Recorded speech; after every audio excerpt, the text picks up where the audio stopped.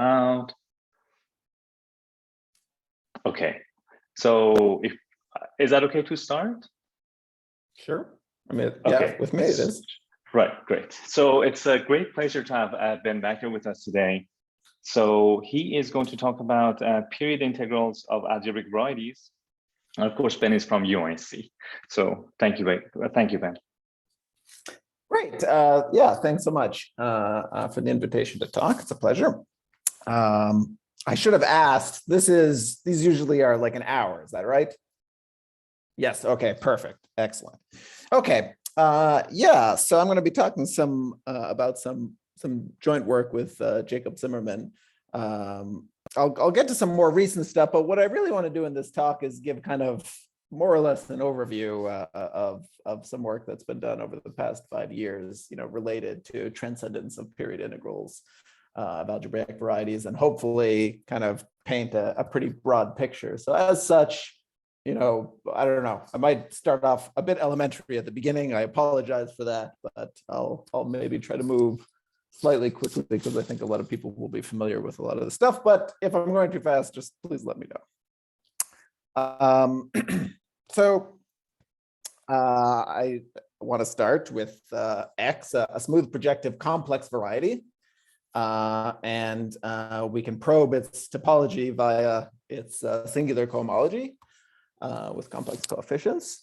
And over C, there's sort of 3 ways to think about the singular cohomology. We can think about it sort of topologically, differential geometrically, or algebraically.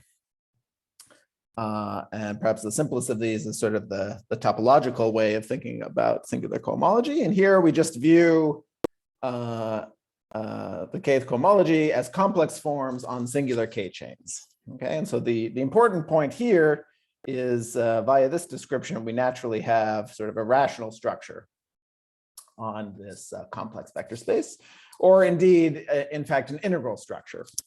And those are just the forms which take integer values on topological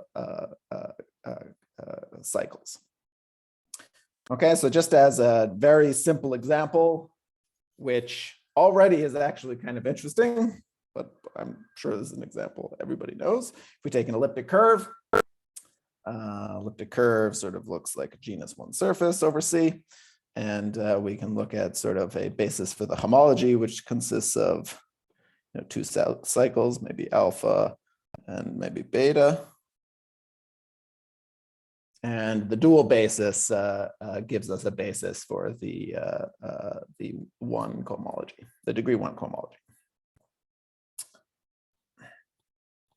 Okay, so now we can think about cohomology differential geometrically. And really what I mean here is we can think of the singular cohomology via the RAM cohomology. Namely, we can think of HK with C coefficients as being closed C-valued smooth forms modulo exact C-valued smooth forms. And because we're on a smooth projective variety, we actually have a Kähler metric floating around. If you want, choose a polarization and restrict the fluidity study metric from the ambient projective space. And we can pursue the sort of harmonic theory here and represent each de Rham cohomology class by a unique harmonic form. And crucially, if we decompose these harmonic representatives in terms of their into their PQ parts, we preserve the harmonicity. Okay, so we get a decomposition of the cohomology group into pure type harmonic classes of pure type harmonic forms, which have this conjugate symmetry. Okay, and so a rational vector space which over C has this kind of decomposition with this conjugate symmetry is what's called a weight K Hodge structure. And this is something, again, I'm sure everyone's familiar with. So going back to our elliptic curve, we know that elliptic curves are can always be represented as complex plane modulo a lattice. And if we look at the H1 via de Rham cohomology, there's 2 pieces in this decomposition: the pure 1,0 harmonic forms and the pure 0,1 harmonic forms. Well, on an elliptic curve, being harmonic with respect to the standard flat metric is just saying that you're flat. And so there's up to scaling a unique harmonic 1,0 form, namely multiples of dz, where z is the standard coordinate on C. And likewise, the 0, 1 part is multiples of the form dz bar. Both of these forms, of course, descend because they're translation invariant. And the important point here is that if we take a generator for, say, this 1,0 part, dz, and if we integrate with respect to, if we integrate over alpha and beta from before, we recover the lattice lambda. Okay, so the point here is that if we express this decomposition into HPQs in terms of the topological basis, we actually completely recover the elliptic curve. Okay, so in this case, having these two structures floating around is a complete invariant for our elliptic curves. And indeed, the same is true for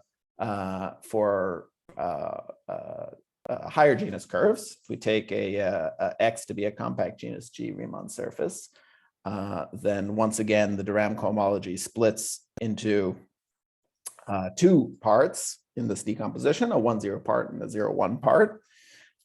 In this case, the 1,0 part is just the space of holomorphic one forms, and 0, 1 part is just anti-holomorphic one forms.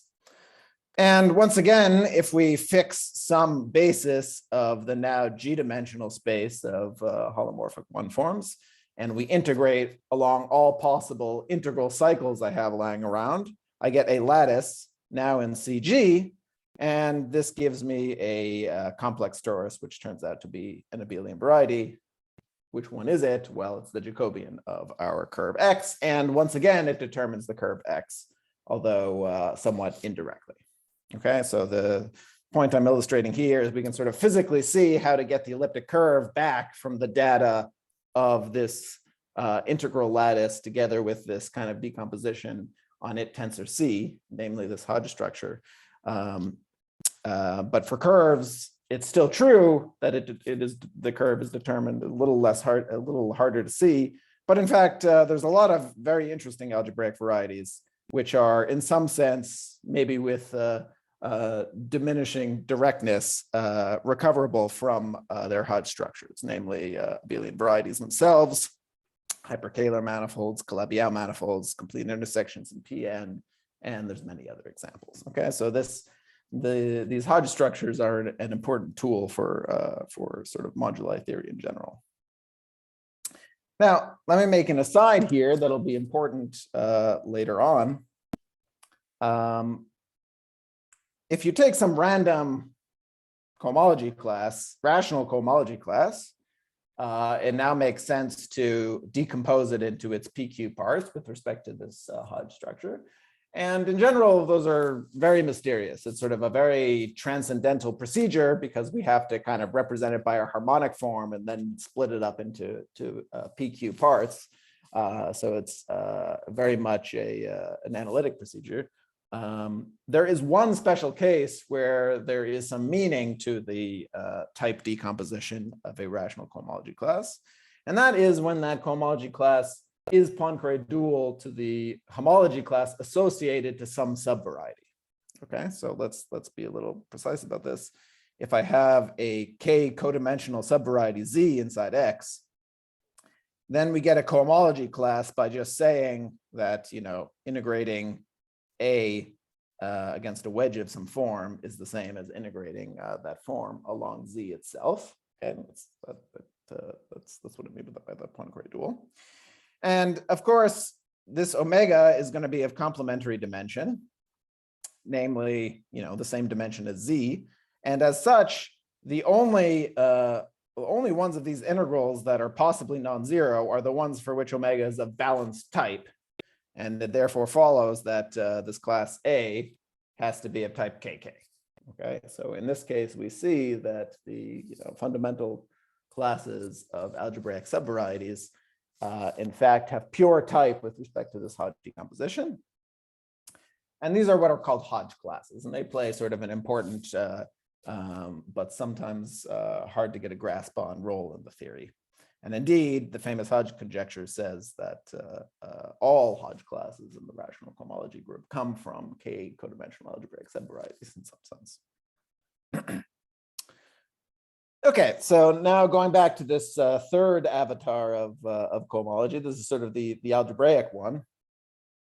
And the important observation here is this kind of decomposition is actually recoverable from maybe seemingly less information. Namely, if I build a filtration by just adding up all the HPQs with P bigger than or equal to something, then I get a filtration on this complex vector space.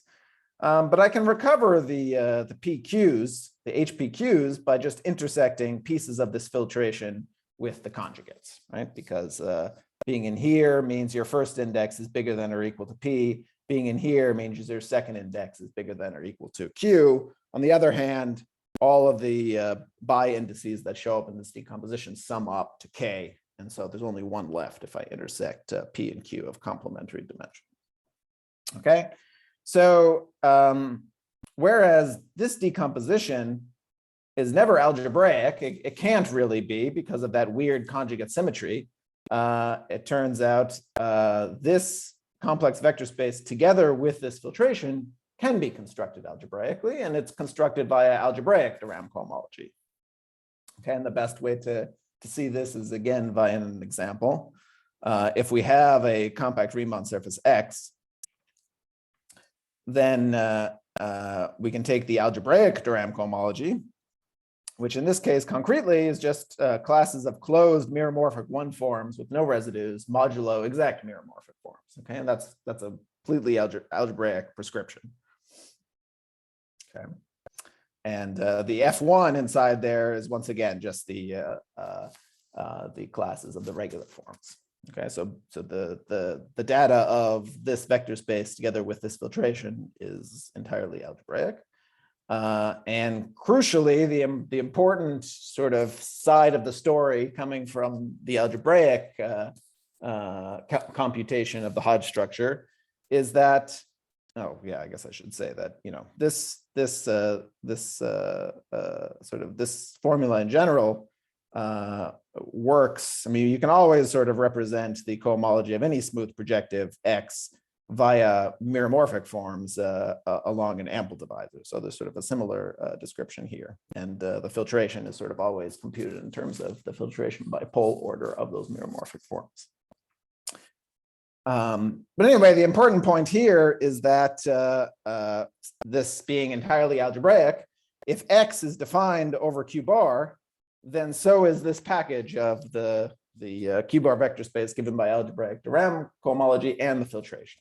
Okay, or indeed if X is defined over any base field. Okay, so this is some new side of the story that we can't see from the previous two ways of thinking about the Hodge structure. And this very naturally leads into the a sort of constellation of conjectures that are, you know, Grothendieck originally formulated what he called the period conjecture, and more recently has there's sort of another formulation due to Kontsevich and Zagier. I'm not going to get into the precise statement of either period conjecture. I'm going to keep it more informal, but basically what these conjectures say is that well, given if I take an X, a smooth projective variety which is defined over Q bar, okay, I can now do two things, or I can now do the following.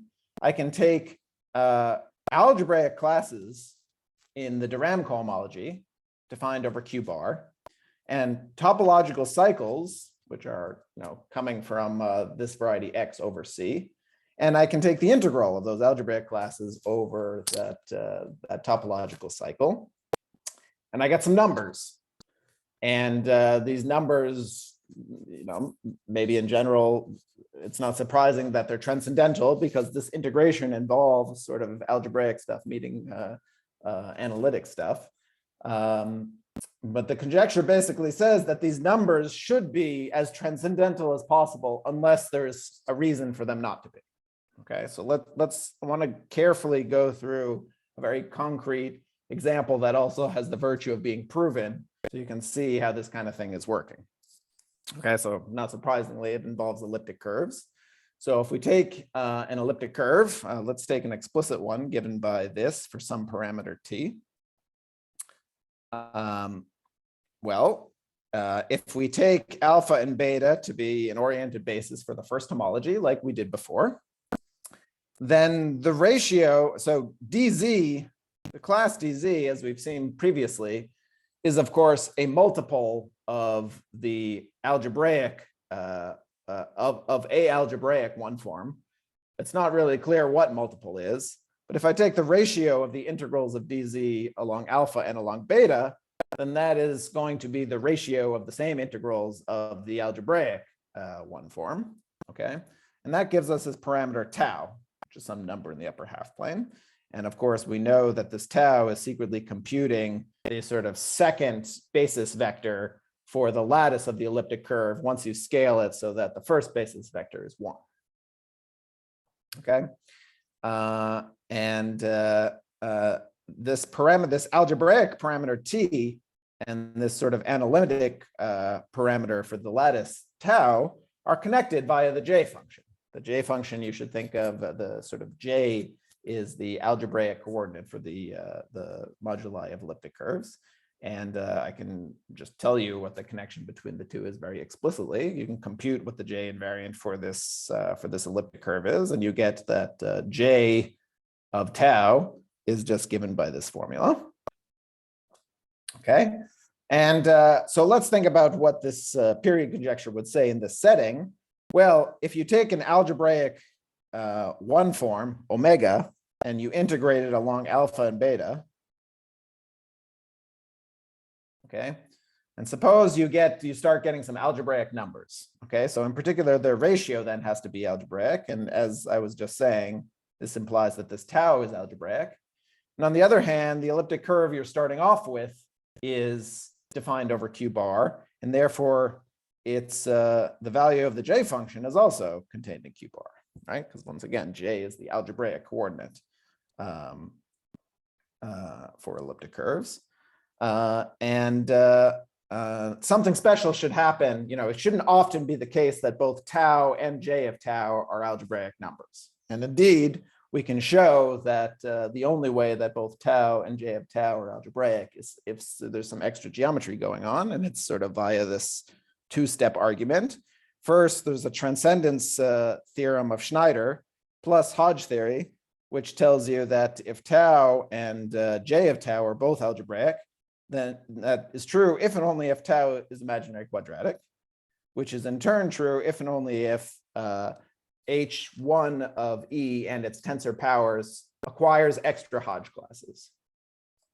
Okay, and so you should view step one as saying that you have this special algebraic independence between tau and j of tau if and only if you have some extra Hodge classes floating around. And then the Hodge conjecture, which of course in this case we know, tells you that you have extra Hodge classes if and only if there's extra geometry. Namely, in this case, there have to be extra maps from E to itself. In other words, E has to have sort of special multiplication. Okay, so this is, as far as this is one of the maybe few cases in which you can actually sort of work out what the period conjecture actually means in this case. And already, I mean, you can see that it's using some highbrow things. I mean, this transcendence theorem of Schneider is already extremely non-trivial. And also even the Hodge conjecture for powers of elliptic curves is non-trivial. Okay, so any questions about that before I move on?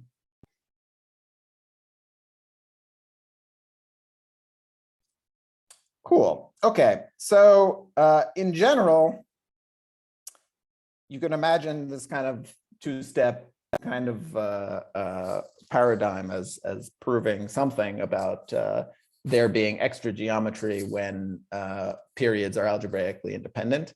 Of course, it's basically impossible because transcendence of numbers is already extremely hard. And so right at the start of trying to execute this program, you start failing. However, functional transcendence is typically easier. Okay, and so this is at least one argument for trying to investigate what the sort of functional analog of this kind of period conjecture should be. So let me say a few words about the kind of objects that would be involved here. So by a functional analog, I just mean rather than starting with x over q bar, we start with now an algebraic family. So let x over s be some algebraic family with smooth projective fibers. We know that by Resmann's theorem, the topology in the fibers does not change. So the cohomologies form a local system. And the Theorem cohomologies sort of assemble into a flat vector bundle. The connection given by what's called the Gauss-Mannine connection, which is just realizing the fact that the topological triviality of this family means that you can canonically identify nearby cohomologies. And it turns out that this connection is in fact algebraic on the algebraic Theorem cohomology. Okay, so now we have an algebraic vector bundle together with an algebraic flat connection. And we can do the following very similarly to what we did before. We can take a flat family of k cycles over some simply connected ball inside of S. Okay, so this is sort of a very much an analytic thing. It uses the analytic topology. And on the other hand, we can take an algebraic class in the algebraic Theorem cohomology of this family. For example, if you want to think of it explicitly in terms of meromorphic, classes of meromorphic K forms, just take a global, relatively closed meromorphic K form and take the integrals, but now thought of as functions, right? For every point in the base, I can take the integral of this this K cycle. I can take the integral over this K cycle of this this meromorphic K form, and I get some function now, some complex analytic function. And we can ask, okay, what can we say about the transcendence of these functions, right? These are just the exact analog of the periods that we were talking about before, which were just numbers. Okay. And once again, the general theme of sort of everything else I'm going to say is that there's very, there's very much the same intuition underlying the period conjecture also holds here, namely that these functions should be as algebraically independent as possible, unless there's a geometric reason that they shouldn't be. Okay, and the difference here is that in the functional setting, you can actually get some mileage on proving these kinds of results. Okay, so let me make an aside here, just because maybe it's an alternate way of thinking of these functions that's more familiar, and that is in terms of Picard-Fuchs equations. So if we consider this same family of elliptic curves, now with the parameter t varying, we can explicitly write down a generator, so the algebraic Theorem cohomology is a rank 2 vector bundle over S. The F1 is a rank 1 vector bundle. It has a single generator, and it's generated, as we know, by the class of this one form, dx over y. And we can compute the Gauss-Mannine connection pretty easily. It's just taking the derivative with respect to the parameter t. So you take the derivative of this one form with respect to the parameter t, and you get this guy. Okay, and likewise, you can take the second derivative, and because the rank of this vector bundle is 2, the 3 of these are dependent over S, namely over the function field of S, and so we obtain some kind of k adjoint t rational differential equation involving these 3 guys. It turns out you can compute it explicitly, and you get this one.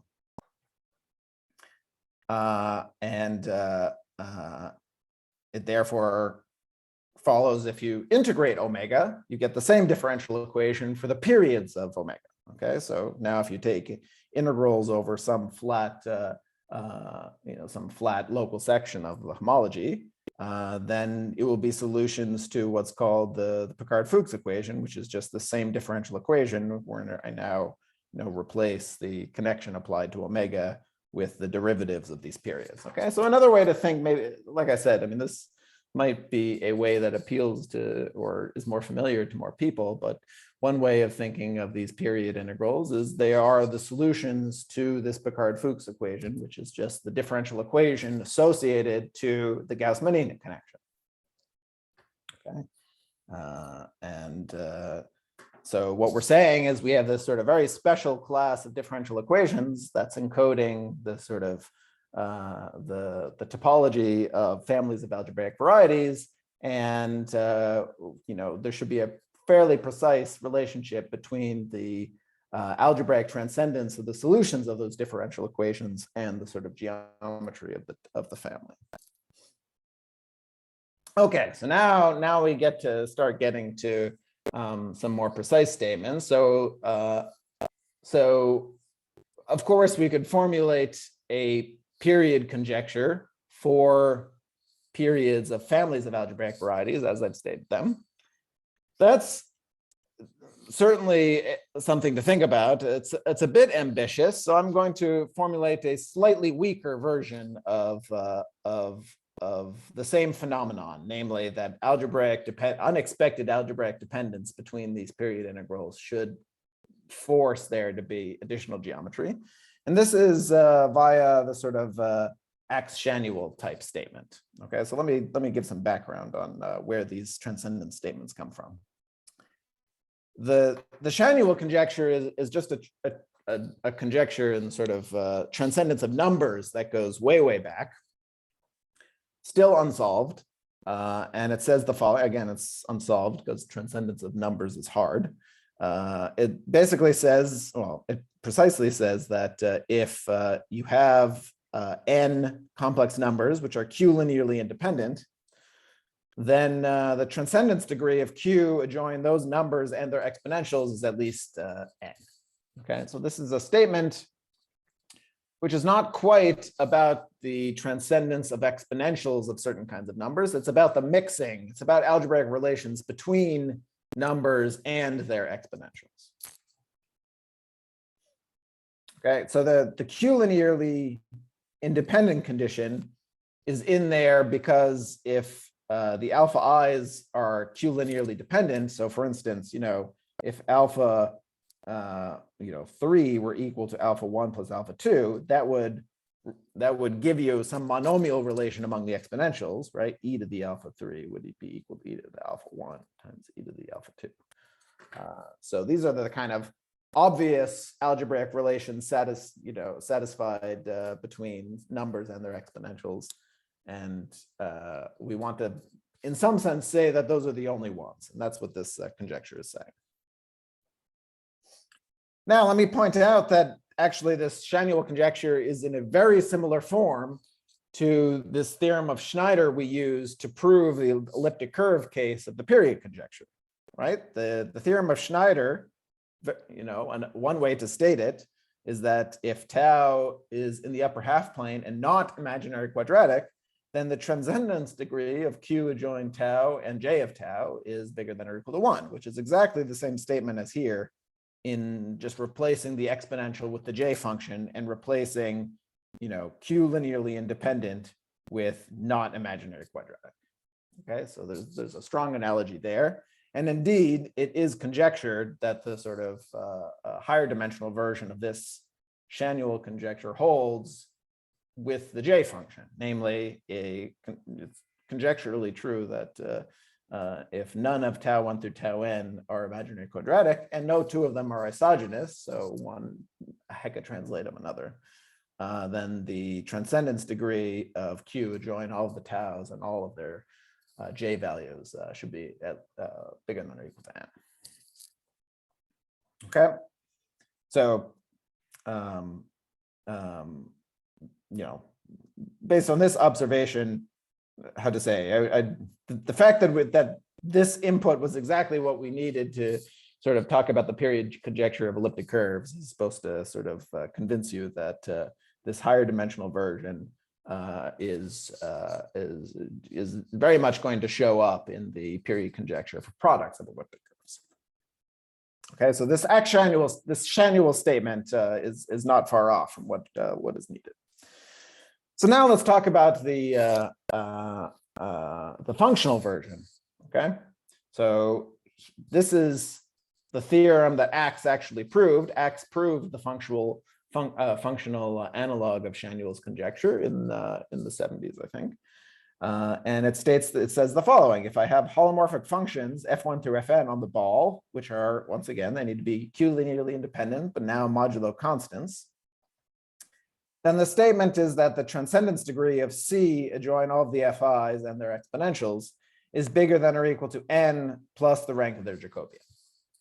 Okay, so notice that this is, we don't have that extra factor on this side here. So that's something new that one needs when talking about functions, or, well, how to say, one doesn't need it, but it yields a stronger result, and you can prove it. And it basically comes from the fact that there's sort of an automatic transcendence that these kind of, that non-constant functions have that numbers don't. So just to give you a quick example, the transcendence degree of Q adjoin like pi I and e pi I is of course 1, because this is -1. Okay, so Shanuel's conjecture is in fact optimal.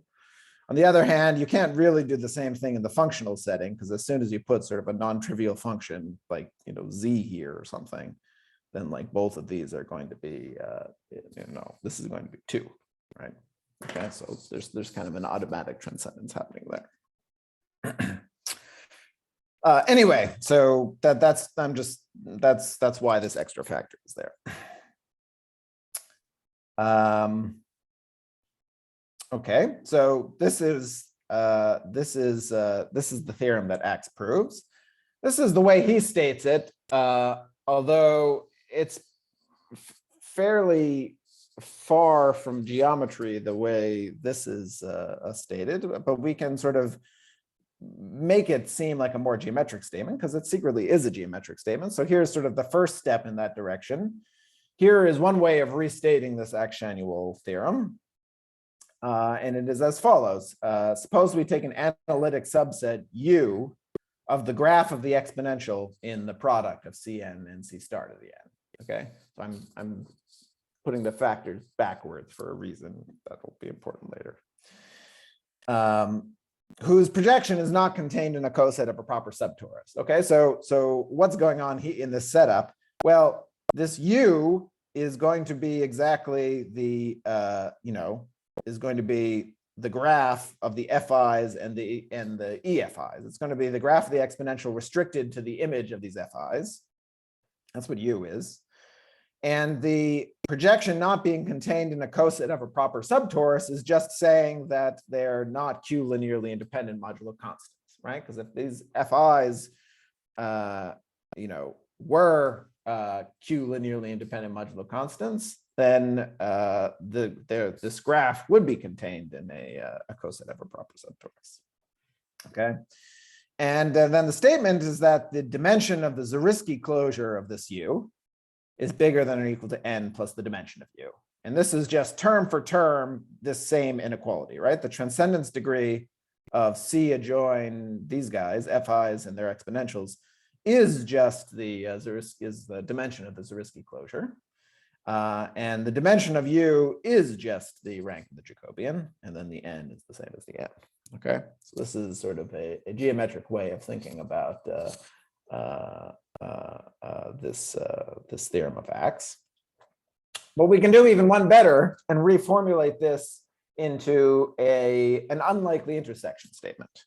Okay, so the statement here is that suppose now we have an algebraic subvariety of this product, and suppose U is some analytic component of the intersection of W and the graph of the exponential, such that the intersection is bigger than expected.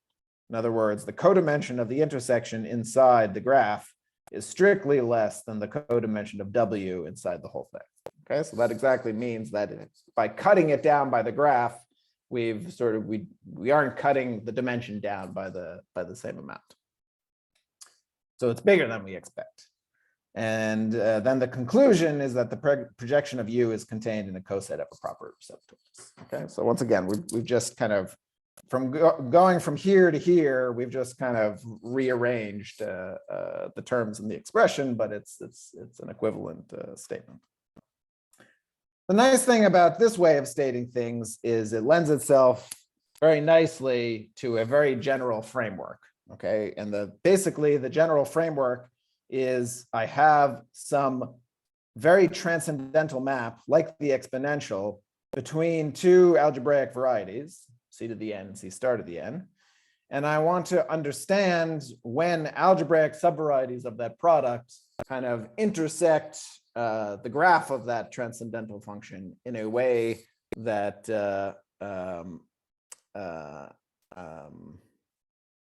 how to say that I want to sort of compare, to what extent taking Zariski closure commutes with intersecting with the graph, this transcendental function. In other words, that's basically what we're doing.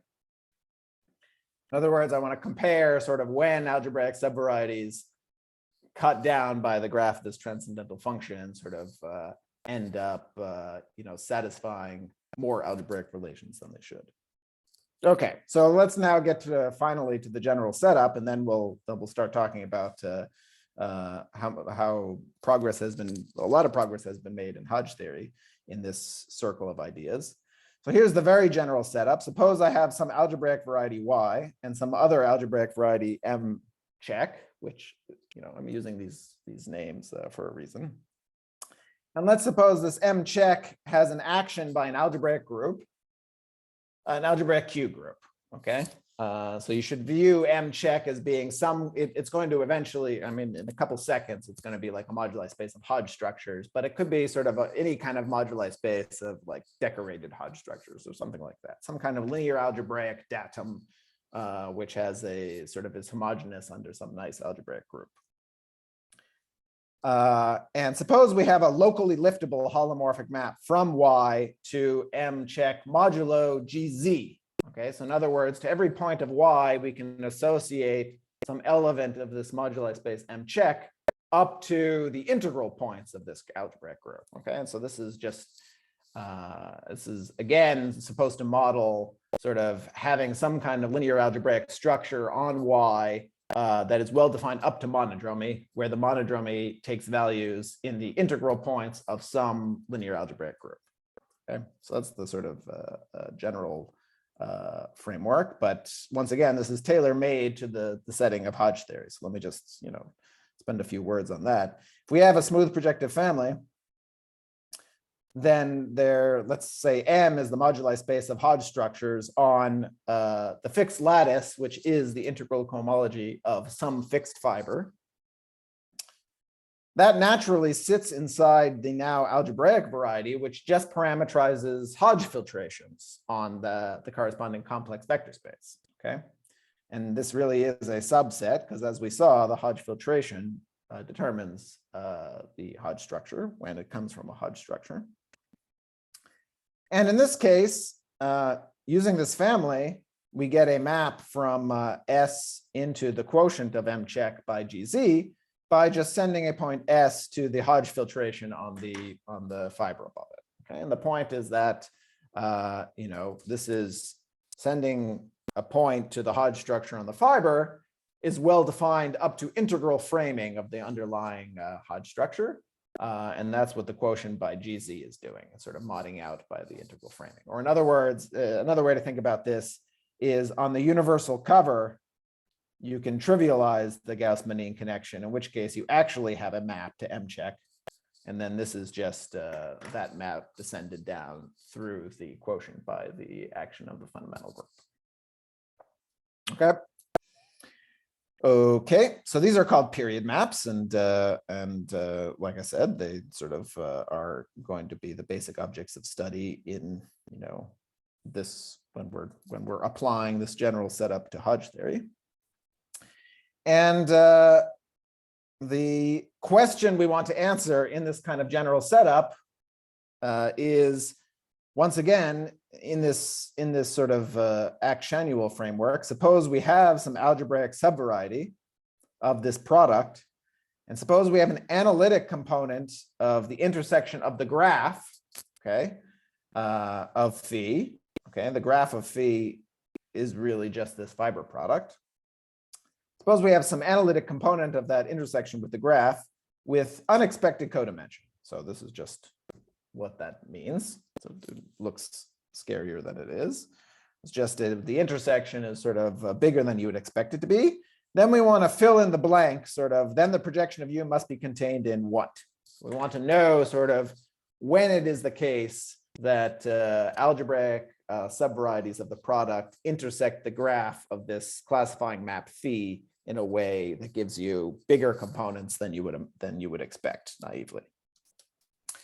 Okay, and in all of the Hodge theoretic actionuals, which at this point essentially, well, I don't want to say all of them have been proven, but like it's you know, basically well, anyway, I'll say what I mean by that in a second. But many Hodge theoretic actionual theorems have been proven, and the way this blank gets filled in is always the U must acquire more Hodge classes. Okay, so the only way for some algebraic subvariety of the product to intersect the graph of the period map in an atypical way is if along that locus there are more Hodge classes than there are generically.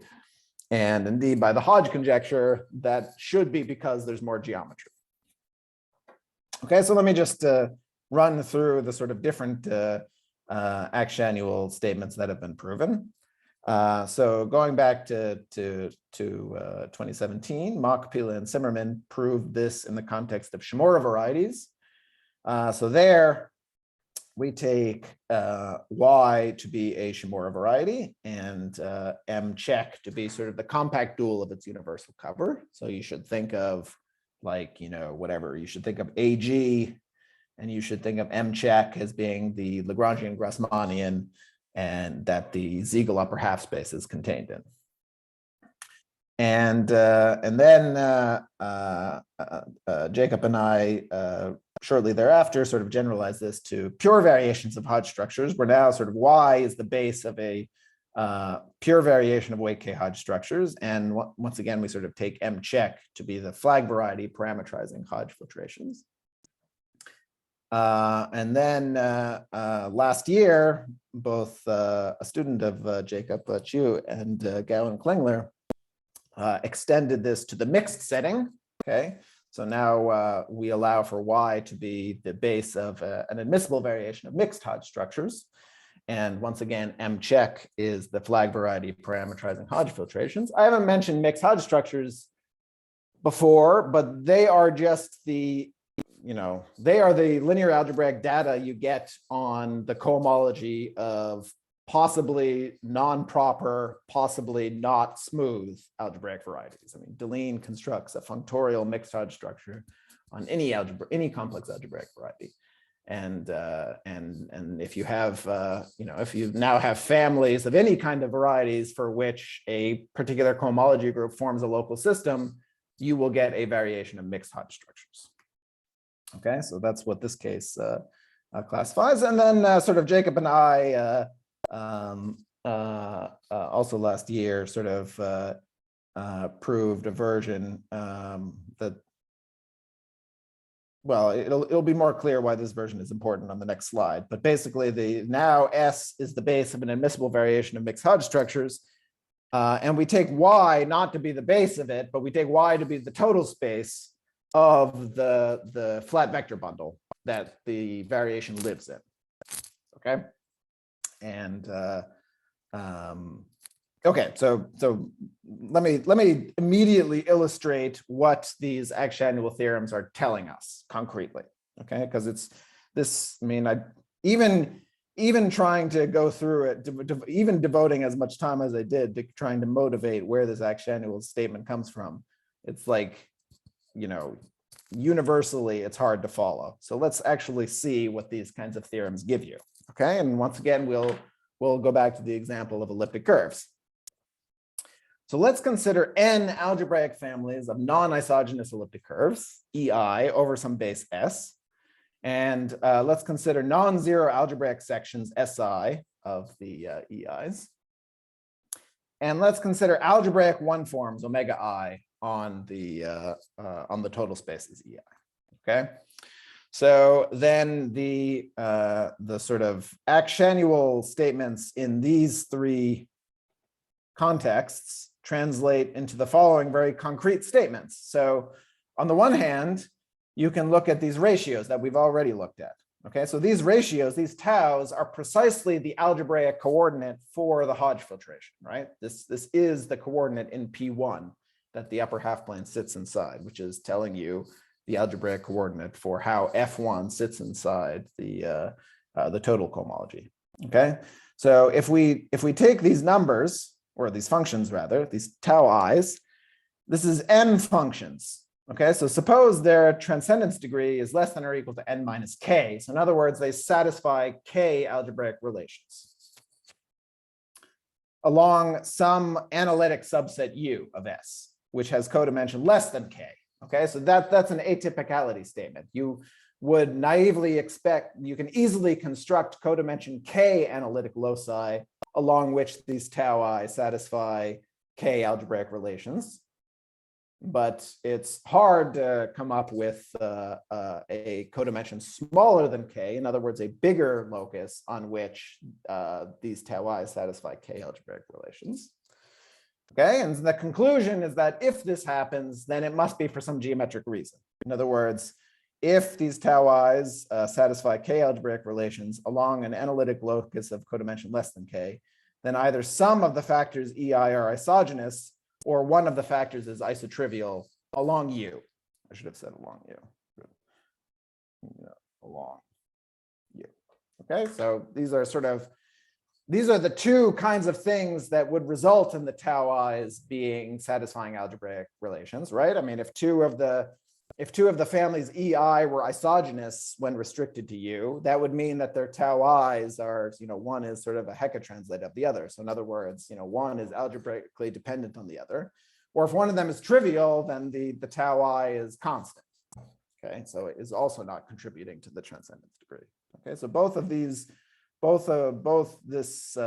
some of the factors becoming isogynous or one of the factors becoming isotrivial is a way for the tau i's to be less transcendental. And what this is saying is that if I have this sort of atypical sort of, this locus that is atypically big along which this happens, it must be for that reason. Okay, so that's this comes from the Axial statement for pure variations of Hodge structures, and that's why these tau i's show up. Now, if we sort of graduate to the mixed setting, that allows us to add in some new functions. So now we can take a flat relative cycle, gamma I, from 0 to SI. So in other words, our elliptic curve EI, it comes with a section SI, so it comes with a point, let's say 0. So now we're just fixing some path from 0 to SI. Okay, so now we have a new function we can form. We can now integrate our algebraic forms omega I along these relative cycles gamma I, and we can throw these ratios in as well. Okay, so if we have the tau i's, which are the ratios of the absolute periods, and we throw in the ratio of the relative period, we now have two n functions. And the mixed version of the Axial theorem tells us that if these two n functions satisfy k algebraic equations along a subset of codimension less than k, then it must be for one of the obvious geometric reasons that would happen. Namely, either some of the factors are isogynous, one of the factors is isotrivial, or one of the SI is torsion. Okay, again, these are the three sort of naive ways that you could get. I mean, you can easily see causes the transcendence degree to be lower. And what this theorem is saying is those are sort of the only way. And finally, so this is, like I said, this is coming from the mixed X annual. And finally, the third version, which involves the total space of the flat bundle, is in some sense the most intuitive, which is just, okay, well, let's form the three n functions, which are given by just integrating the omega i's along the absolute cycles and the relative cycles. Okay, let's not take these ratios because that's kind of a weird thing to do in general. Let's just take these actual period functions. And again, we get three n functions. If they satisfy k algebraic relations along an analytic subset of codimension less than k, then it must be for a reason. And the reason, precisely what I mean by it must be for a reason is the three sort of three conclusions I had mentioned previously, that two of them are isogynous, or one of them is isotrivial, or one of them is torsion. Okay. So this statement is kind of satisfying because again, the most, the sort of least abstract data to extract from the Hodge structure is the actual period integrals. And the earlier versions of X-annual in some sense were more, further related to those because they fundamentally involved algebraic relations among the Grassmannian coordinates for the Hodge filtration, which are sort of ratios of periods. And maybe it's a little unclear sort of how algebraic relations among the ratios of periods is related to sort of algebraic relations among the actual periods, but sort of this third theorem kind of resolves that extra layer of complexity. Okay, so I do want to mention a couple kinds of results, some applications of these kinds of ideas. One more geometric and more recent, and the other sort of an arithmetic one that goes back a while now, but is still just as important. So the first application is sort of more recent work of Courbache and Zanier. And there's a more general statement that is sort of in the works, but let's even content ourselves with a very concrete statement. And the statement is as follows: let X be a surface with two distinct elliptic fibrations. Okay, so if you want, you can think of, you can come up with your favorite K3 surface that has two different elliptic fibrations. And suppose we have two non-torsion rational sections, SI. So what I mean by this is, S1 is a rational section of pi1 and S2 is a rational section of pi2. Okay, so now translating by SI with respect to pi I gives me a birational automorphism.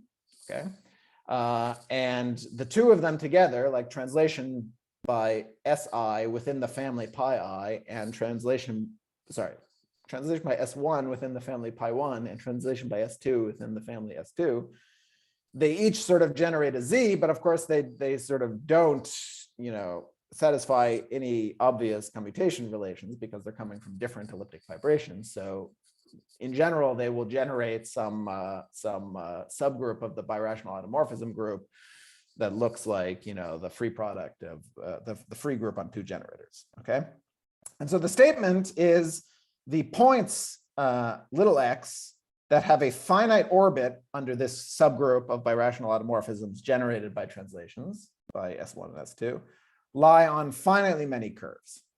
Okay, so in other words, not only is it saying, it's basically saying that not only are the points with sort of finite orbits, like, how to say, the points with infinite, like you would expect a generic orbit to be infinite, and this is indeed what this is saying.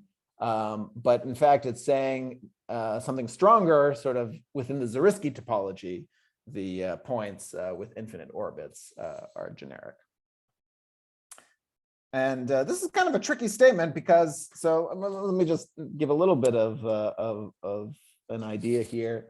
I mean, obviously, if you have such a point X, then the two sections S1 of X and S2 of X must be torsion points of the corresponding family of elliptic curves. Okay. But as I was alluding to before, because the two elliptic fibrations have nothing to do with each other, that's certainly not sufficient. And so somehow, like, of the infinite discrete set of points which are torsion in each of these two fibrations, you have to sort of find the ones for which the two, it being torsion in this direction and torsion in this direction are related. And you have to somehow relate that to lying on an algebraic curve. It's kind of tricky. And I don't know if I can say much about the strategy of the proof. It uses a lot of cool stuff. I mean, it uses, maybe I'll say just it in words. It uses some arithmetic and some ominimality, which I haven't really gotten to say that these points, which are kind of simultaneously torsion in a compatible way, have to come in analytic families. And then it uses the transcendence statement to whittle those analytic families down to an actual finite number of algebraic curves. Okay, and then the other concrete application I want to mention is again one due originally to Lawrence and Venkatesh. This goes back a number of years, and more recently to Hast in the mixed setting.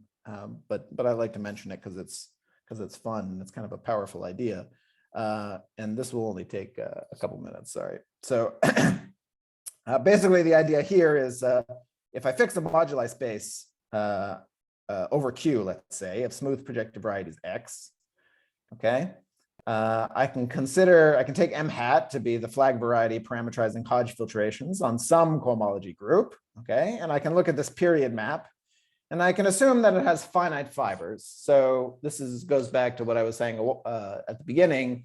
Let's assume these smooth projective varieties are at least infinitesimally, all of their deformations are captured by how the Hodge structure moves. So these could be, Calabi-Yau, any Calabi-Yau variety will satisfy this, or any complete intersections of except for a finite list of exceptions, all complete intersections. And there's many sorts of varieties that satisfy this. And if I take a number field K and some finite set of primes, I can ask when are there only finitely many points of Y valued in OKS. So concretely, this means when are there only finitely many varieties of the type parameterized by Y, which are defined over K and have good ramification, have a good reduction outside of S. Okay, this is sort of a classic Shafarevich statement. Sort of, we know classically that for curves, the Mordell conjecture reduces to this statement, and it was proven by Faltings. And also, we know for abelian varieties, this statement holds, and that was also proved by Faltings.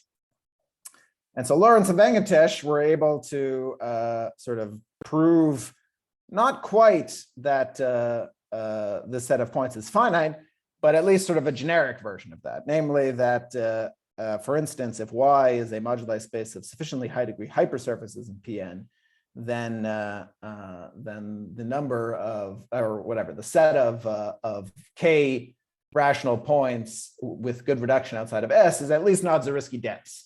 Okay, so most of them, and they can say more in certain special settings.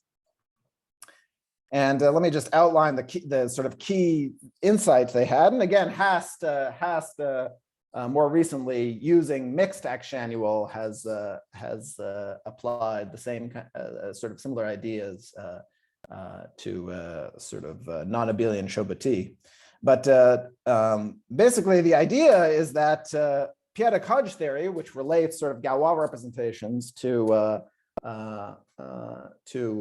algebraic de Rham cohomology, allows you to use finiteness results about Galois representations to show that there are sort of only finitely many P-adic periods coming from points that are K rational with good reduction outside of S. Okay, so that gives us a finite statement that for all of the points here, we only get finitely many of these, what I'm calling P-adic periods, but I'm being very sort of loose about what that means. Okay.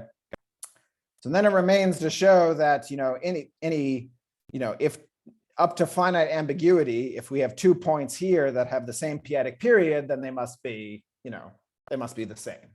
Okay. The problem there is that p-adic periods actually have continuous families of automorphisms. Okay, so somehow the p-adic period is not as rigid as the period over C.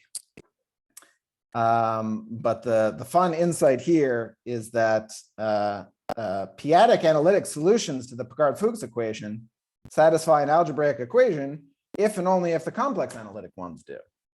Okay, and therefore you can apply these sort of transcendence results over C to get transcendence results p-adically for these families, and therefore you can detect how these families meet your locus of p-adic periods, that are sort of translates under these continuous automorphisms, that are sort of orbits under these continuous automorphism groups. So in other words, you can bound, for these points, you can understand sort of how. I'm not saying this very well. You can understand. You can in fact show using the transcendence that the p-adic periods that come from these points can't intersect these loci of p-adic periods that are isomorphic more often than they should. And that's what ends up giving you this Zariski-Bensky statement. Okay, sorry, I've already exhausted my time, so let me stop there. Great. Thank you very much, Ben. Thank you.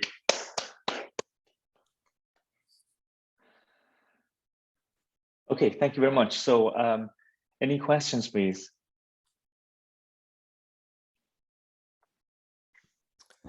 Hi, could I ask a question? Sure, please go ahead. Yeah. So Ben, in slide 13, you had this last condition that was about transcendence of periods and not their ratios. Slide 13, yes. Yes, and that one, yes, exactly. So the number 3. Could you say a few words about how you, or whoever did this, how you get rid of this, I mean, from projective coordinates passing to these sort of affine coordinates, how you do this? Yeah, I mean, in some sense, well, yeah, so maybe I can write here.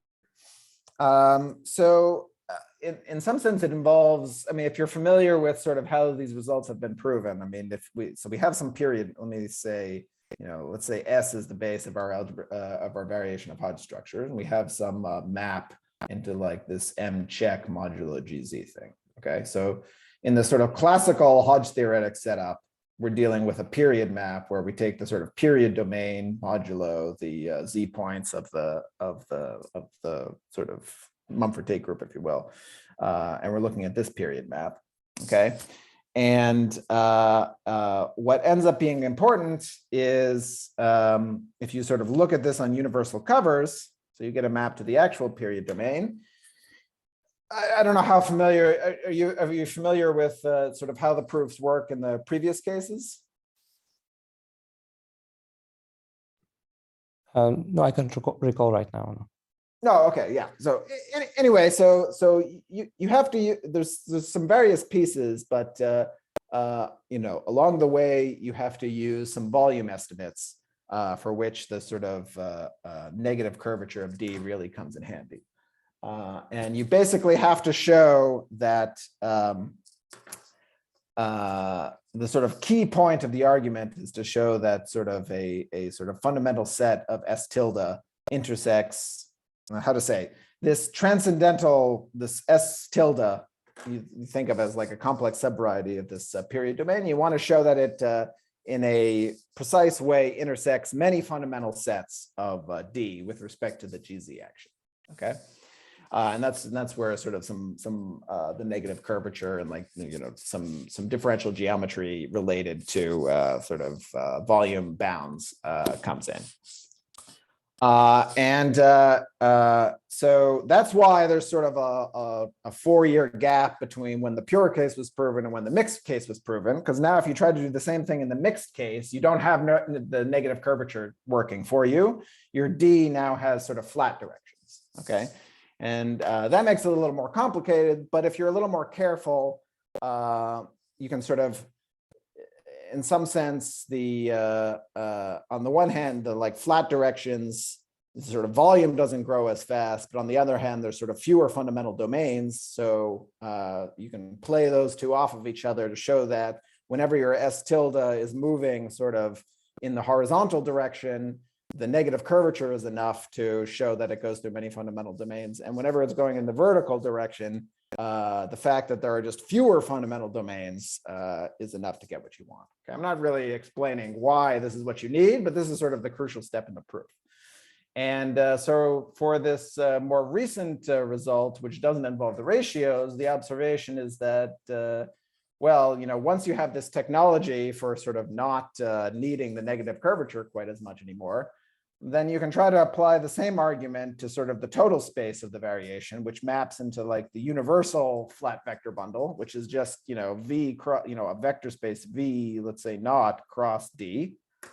Now you have a bunch of flat directions in this V0, but in some sense, it's not so different from the mixed case is kind of the point. So the jump, I would say the jump from the pure case to the mixed case was sort of much greater than the jump from the mixed case to the sort of the period integral case, if that makes sense. I see. Okay, thank you very much. Mm-hmm.